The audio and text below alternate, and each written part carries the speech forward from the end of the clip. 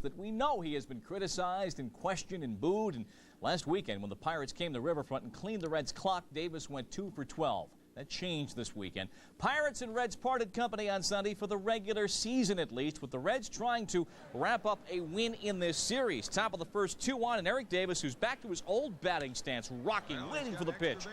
The first of 2 doubles today. This scores Mariano Duncan and Barry Larkin.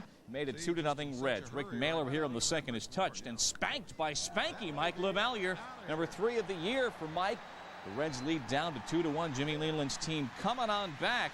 But the Reds were unstoppable today. They have a 4-1 lead in the 5th inning. And Ted Power just into the game.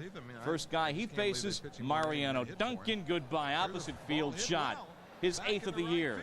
The Reds win the game 6-2. They have won 5 of 6. Eric Davis in the series went 8 for 12, 5 runs, 4 RBIs. He's hitting up to 240 now.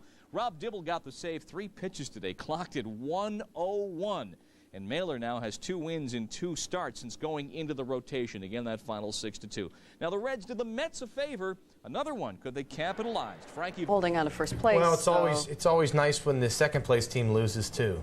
It makes which they have. And it makes it a bit easier. Keep that comfortable lead there. One of the great things about first place is the other teams have to play catch up. You're in first, so it's nice to win, but if you lose, the other teams lose, and you still have that lead. The Pirates are in the middle of a mini slump, losing 3 straight to the Reds, but the second place teams have not taken advantage. I'm talking about the New York Mets. September gets here next weekend. The Mets are still 3 games back of the first place Bucks. 6-2 the final today. The Reds win in front of almost 44,000. A pretty good crowd for the weekend. 4 games, too.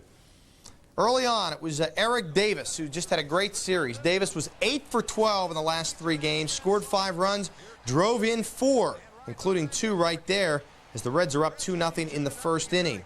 Rick Mailer had his stuff going, gets Andy Van Slyke swinging.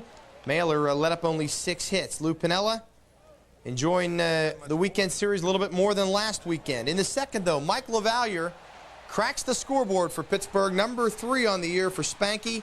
Since his lead is down to 2-1. In the 5th, though, they got some back. Ted Powers pitching. Mariano Duncan hits his 8th of the year, opposite field home run.